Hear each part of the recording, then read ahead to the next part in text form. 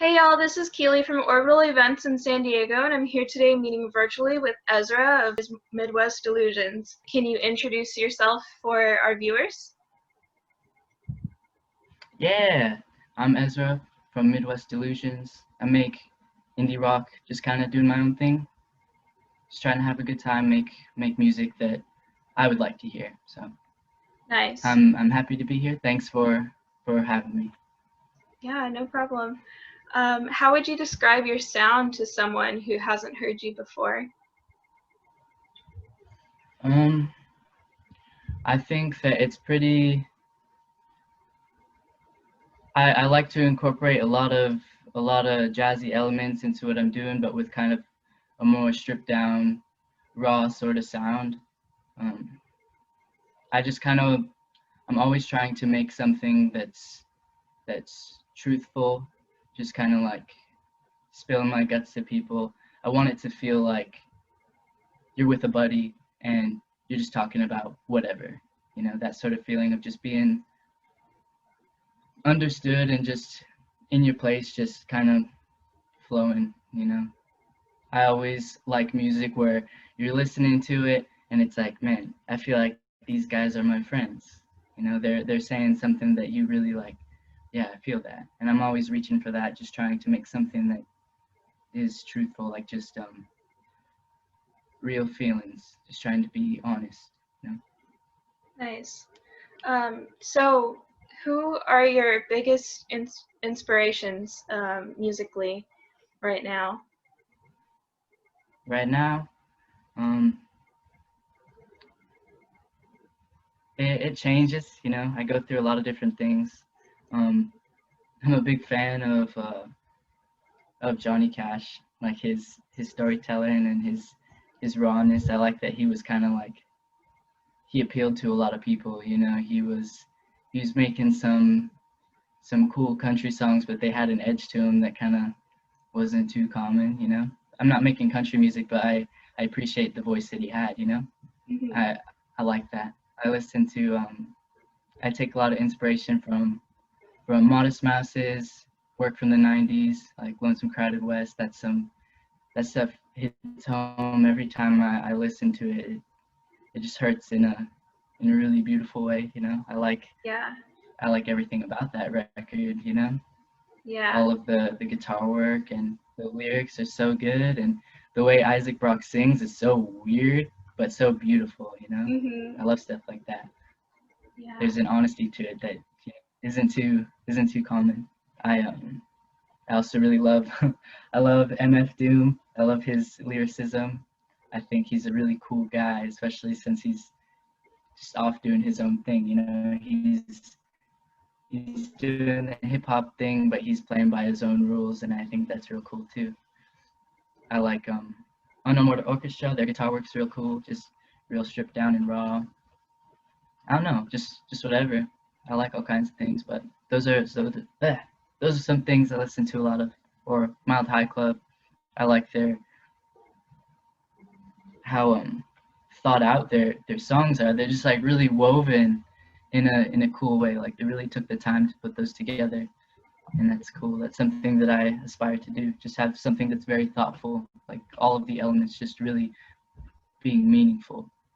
I think that's something that's really cool. You don't see a whole lot of. Nice. Can you briefly describe your creative process to us? Like how, Yeah, yeah. yeah, of course. That'd be cool. I would love to do that.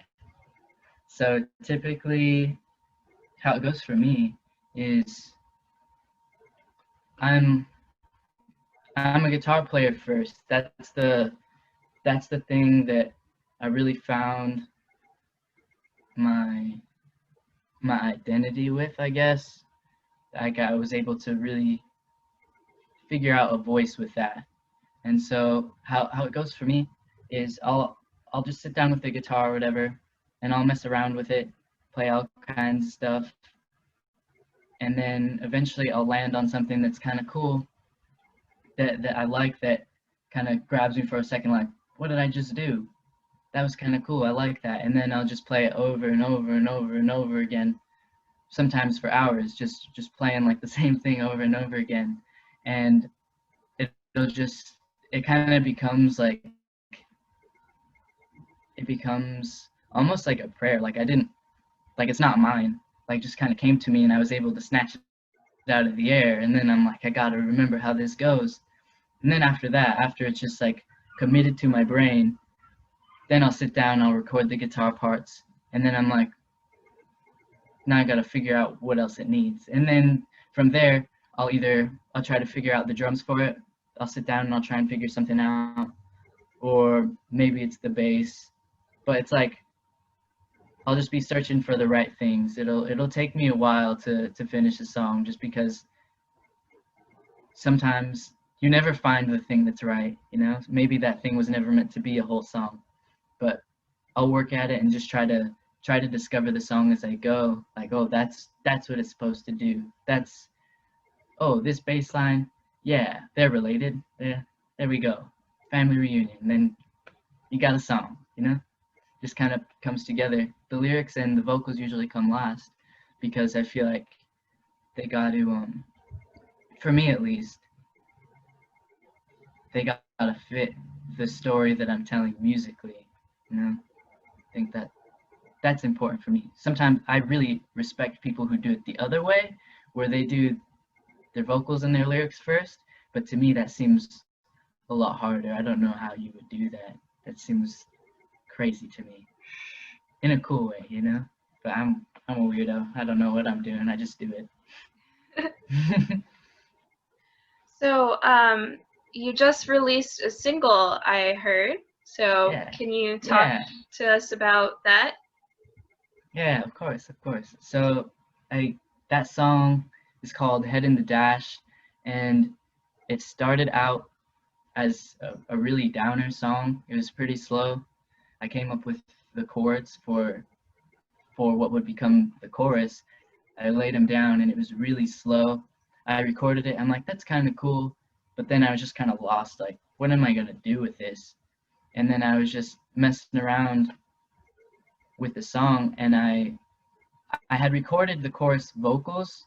I'm like, oh, this is kind of cool, whatever.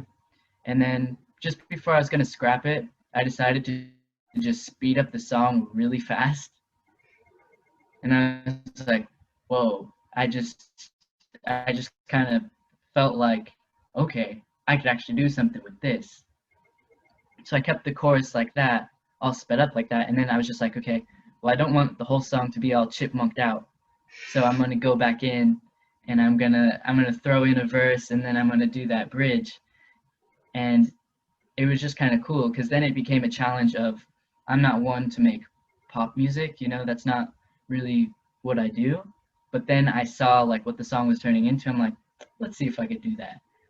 But then I was like, if I'm gonna do that, I gotta make that verse and that bridge kind of spooky, just to kind of like balance it out. That way I'm still true to myself. So that's why, gotta have the protagonist dying in a car crash towards the end. You know what I mean? Just to kind of like throw the throw the vibe off. That way it's not just a complete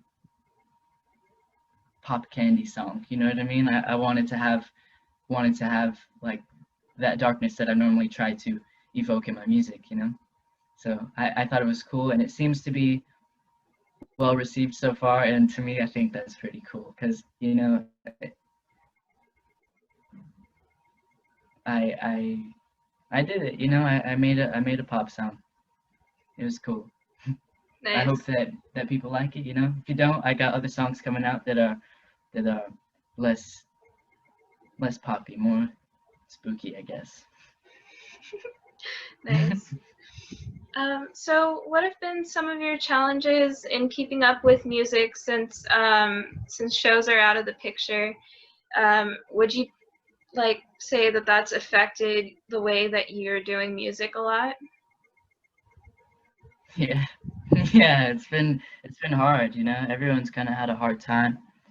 Um, for me, I'm not one to be real active on social media, just because I'm not one to really talk about myself too much. I've always been kind of reserved that way. And as far as like really putting myself out there and making an audience and just communicating with people, the live shows is how I operated, you know?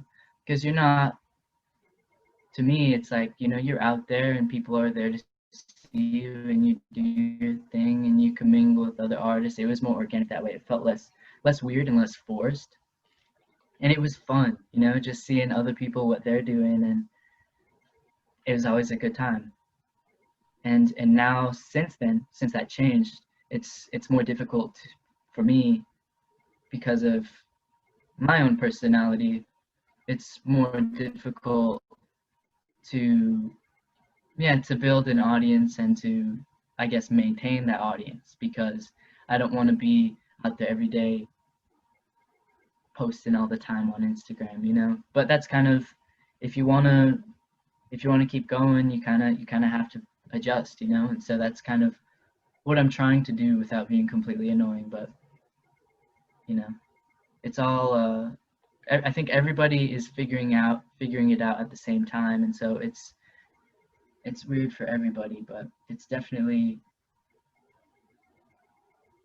yeah, it's a little rough out there. But I think that not having the shows to worry about has given me time to work more on some other songs, and commingle with other artists and work on some things on the side, you know, kind of cultivate my art without having to trying to be out there every weekend and doing it that way. So I mean, in a way, it was kind of just a messed up vacation, you know. Yeah, But you know, we're doing the best that we can, right? right. Yeah, I relate. um, so where can people find your music right now? Yeah, you can find it anywhere. You can find it on Spotify, Apple Music, YouTube. But yeah, wherever you want to go, you'll find it. It's there, Midwest Sweet. Delusions. Cool.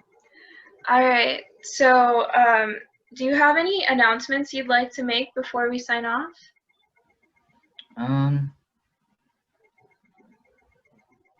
I guess just everyone keep trying to make it happen, you know? I hope that everyone's doing okay, and you know, it's a little scary right now, but you know, it's gonna be all right.